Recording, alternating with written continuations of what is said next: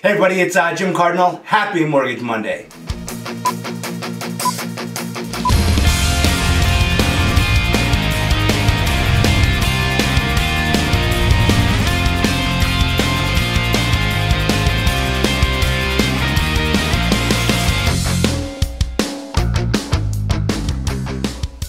Okay everybody, this week on Mortgage Monday, Alexis is off. She's doing those last minute tax returns and working, I'm sure, a ton of hours. So I am joined this week and excited to be joined by Gus Gilbert of Tischler Gilbert. Welcome, Gus. Thanks for coming by. A couple weeks ago, you had talked to me, and your partner Dorothy had talked to me a little bit about an issue that seems to be coming up a little bit more. Thought it would be a great topic for both agents and for clients themselves. Kind of be aware of it. Not the end of the world, but something to be aware of. So, Gus, tell us a little bit about that. Well, it recently came up. My law partner actually had a case where the issue of a finished basement came up. And it was as a result of a home inspection. We represented the seller, and the buyer had their home inspection, as most buyers do.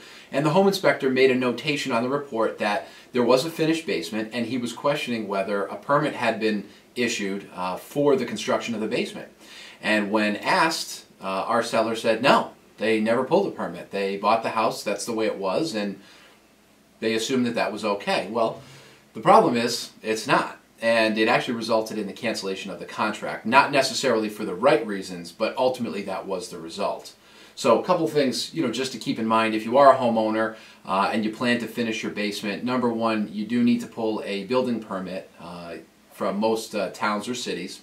It's a simple application process. Usually they'll come out, they'll do an electrical inspection if there's any electrical involved. They'll do a safety inspection, and then assuming that it passes, they issue what's called a certificate of occupancy, a certificate of compliance, something like that, which basically is a piece of paper from the town authorizing the use of the space for habitability, for living space. That's typically the right procedure. In doing that, they'll check. Another important aspect of it is the safety part. Safety would require a secondary form of egress, a window, a door, a Bilco door, something which leads directly to the outside of the house. For obvious reasons, if there's a fire in the basement and there's a wooden staircase that leads to the first floor and that burns, you don't want people trapped in your basement. So common sense would kind of say that, yeah, there probably should be a secondary form of egress, and wouldn't you know it, the New York State Residential Code actually requires that. That's at the state level. The town level, every town or municipality has its own local code, which can actually be even more specific and more strict than the state code.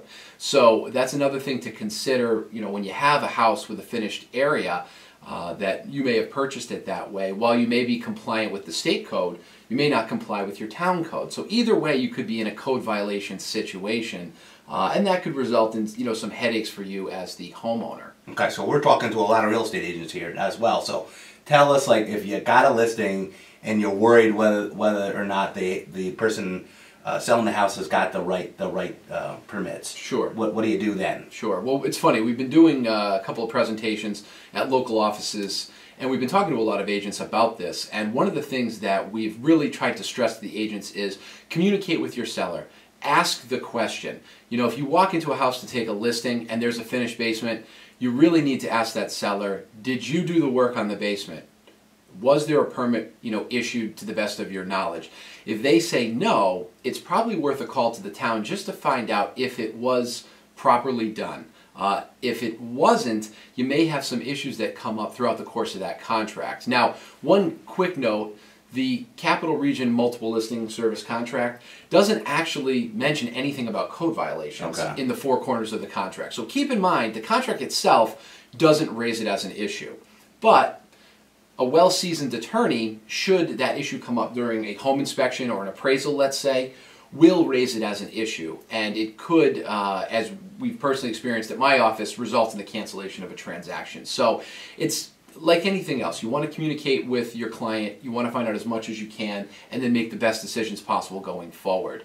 There are methods in place that if a permit was not issued, you can call the town. They can come and do basically a re-inspection and issue that permit retroactively. So sometimes it's not quite as invasive or threatening as I think people think the reinspection might be.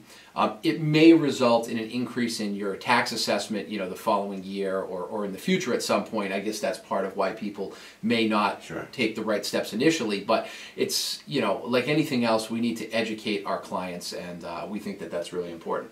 Great. Now, thanks for coming, Gus. I mean, it just sounds like not the end of the world, but it's just like anything else in our business.